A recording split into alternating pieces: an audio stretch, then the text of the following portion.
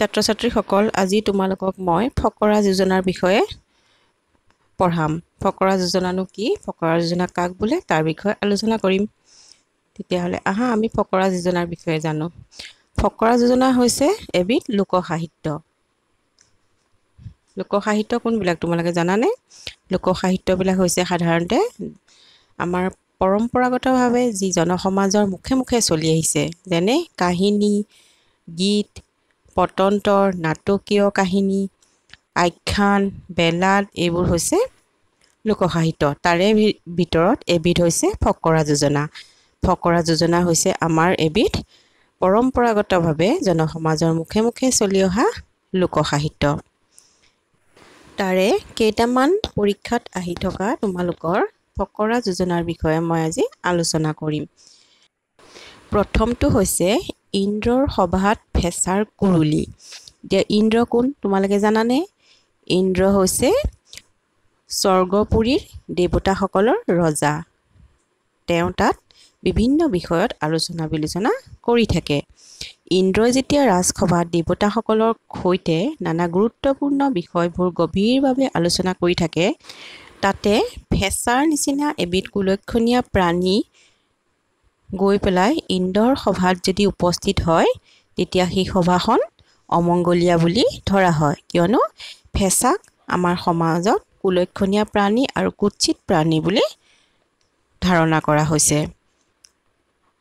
ইয়াৰ দ্বাৰা ইয়াকে বুজাইছে যে গুৰুগম্ভীৰ কিবা বিষয়ত আলোচনা বিলোচনা যদি সভাখনত চলি থাকে, অমংগলীয়া আৰু অপদাৰ্থ লোকৰ উপস্থিতি আৰু বক্তৃতা অবাঞ্ছনীয়।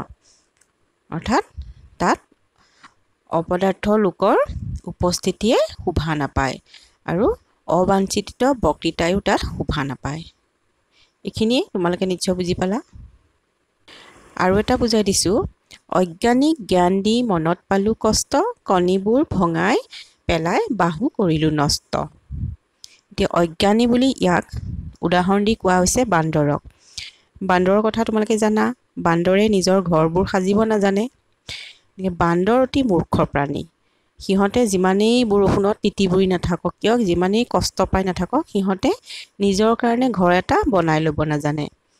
সেই বান্দৰক যেতিয়া চৰায়ে উপদেশ দিবলৈ যায়, তেতিয়া কি হয়, সেই বান্দৰে চৰাইক উপলুঙা কৰে।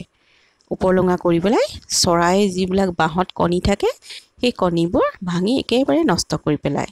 অৰ্থাৎ মূৰ্খক যদি কোনোবাই উপদেশ দিবলৈ যায়, তেতিয়া নিজৰহে কষ্ট হ'ব, কাৰণ মূৰ্খই কেতিয়াও আনৰ কথা বুজি নাপায়। সিহঁতক উপদেশ দিবলৈ যোৱা মানে কি হ'ব, নিজৰ অনিষ্ট হ'ব। ইয়াকে এইটোৱে বুজাইছে যে মূৰ্খবোৰক সহজ উপদেশ দিলে সিহঁতে ভুল বুজি উপকাৰীক অনিষ্ট সাধন কৰিব।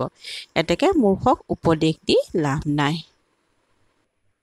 আৰু এটা চাবা ফকৰা যোজনা, অভ্যাসৰ নৰ কৰ্ণ পথে কৰে শৰ। অভ্যাসৰ কথা নিশ্চয় সকলোৱে জানা। নৰ মানে মানুহ, কৰ্ণ মানে হৈছে কাণ। এজন সৈনিক শৰ সন্ধানত ইমানেই পাৰ্গত আৰু নিপুণ হৈ পৰিছিল যে তেওঁ এগৰাকী তিৰোতা মানুহৰ কেৰু পিন্ধা কাণৰ নিচেই সৰু ফুটাই দি আনন্দ মনেৰে শৰ সন্ধান কৰিব পাৰিছিল। অৰ্থাৎ এজন সৈনিক শৰ সন্ধানত ইমানেই নিপুণ হৈ পৰিছিল, ইমানেই পাৰ্গত হৈ পৰিছিল, তেওঁ এজনী মাইকী মানুহৰ কাণফুলি পিন্ধা তোমালোকে নিশ্চয় দেখিছা। সেই কাণফুলি পিন্ধা ফুটাটো দি আনন্দ মনেৰে শৰডাল মাৰি পঠিয়াব পাৰিছিল। কিহৰ কাৰণে হৈছে এইটো? এইটো হৈছে অভ্যাসৰ কাৰণে। এই কথাষাৰ দ্বাৰা ইয়াকে বুজাইছে যে অভ্যাস হৈছে কৃতকাৰ্যতাৰ মূল। অভ্যাসৰ বলত মানুহে যিকোনো অসাধ্য কাম কৰিব পাৰে। সেই কাম যিমানেই কঠিন নহওক, যিমানেই টান নহওক, সদায় যদি অভ্যাস কৰি থকা যায়, সি এদিন গৈ এদিন সহজ হৈ পৰে। গতিকে অধ্যৱসায়ৰ যোগেদি মানুহে কাম কৰিব লাগে। তাকে কৰিলে কি হয়, কাণৰ ফুটাই দি শৰ মাৰিব পৰাৰ নিচিনাকৈ কঠিন কামো সহজ হৈ পৰে। বাকী আৰু বহুতখিনি ফকৰা যোজনা আছে, আমি পিছৰ ক্লাছত আলোচনা কৰিম।